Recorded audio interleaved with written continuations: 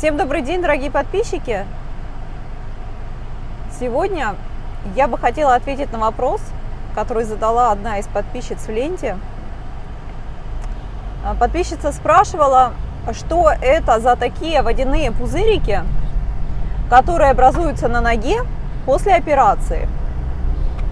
Я не помню, сколько там времени прошло у подписчицы после операции, но там речь шла какое-то количество недель после операции. На ноге образовались такие, как, я не знаю, может быть, их можно назвать и водянками, но это как, знаете, как когда натираешь ногу от неудобной обуви, и образуется такой пузырик, который наполнен как будто водой.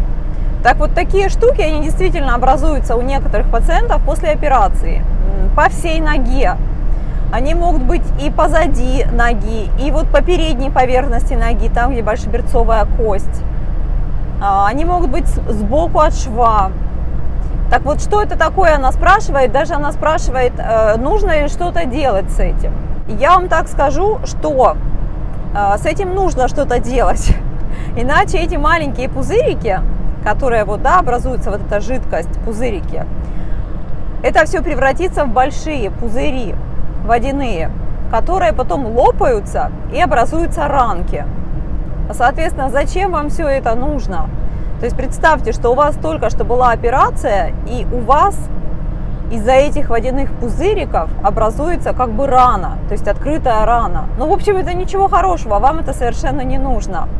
Что нужно делать и почему это образуется? Ну, это образуется из-за отека, из-за плохо контролируемого отека в вашей ноге после операции. То есть циркуляция жидкости, жидкости крови, лимфы, она нарушена в вашей послеоперационной ноге. То есть то, как было до операции, после операции это совсем не так все работает, все нарушено. Все системы работают намного тяжелее и образуются вот такие, как пузырики жидкости. И да, обязательно нужно что-то делать. Как правило, ну, если я только вижу, что у пациента вот такое вот на ноге, такие вот непонятные водяные пузырики, я сразу однозначно добавляю самомассаж. Самомассаж с маслом ши, ну, с маслом карите. Это первое, обязательно самомассаж, то есть хороший такой самомассаж по нашей правильной технике 2 раза в день. Дальше это нога на возвышении, то есть опять же, да, следующая рекомендация для снижения отека, это нога на возвышении. И если вы будете выполнять вот просто эти 2 рекомендации и больше ничего другого, даже об упражнениях я здесь не говорю, то есть самомассаж и нога на возвышении, да, ритмичное движение стопой каждые 2 часа в течение там 10 минут, ну хотя бы поделайте 2 суток.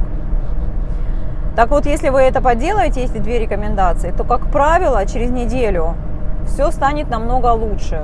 То есть приходишь к пациенту через неделю после этих 2 рекомендаций, если пациент делал, то все эти пузырики, они сходят, они исчезают, нога приобретает более или менее нормальное свой облик, то есть нормальное состояние, и больше этот вопрос не возвращается.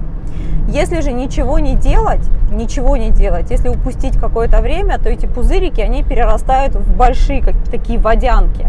Потом эти водянки лопаются и образуется рана. Потом уже нужно, чтобы, ну, как бы это за этим, нужно идти к медсестре, нужно, чтобы это обрабатывали вам, нужно за этим ухаживать, потому что это, считайте, уже открытая рана, которая требует лечения. Поэтому вот так вот, да, надеюсь, ответила на этот вопрос, что это такое и нужно ли что-то делать. Если у вас был такой опыт с вот такими водяными вот этими шариками, не знаю, как водянками, да, которые образуются после операции на ноге, напишите в комментариях, как это у вас было, как это у вас прошло, а может быть и не прошло. В общем, поделитесь своим опытом. Все, всем желаю хорошего настроения, до следующих роликов и всем пока-пока.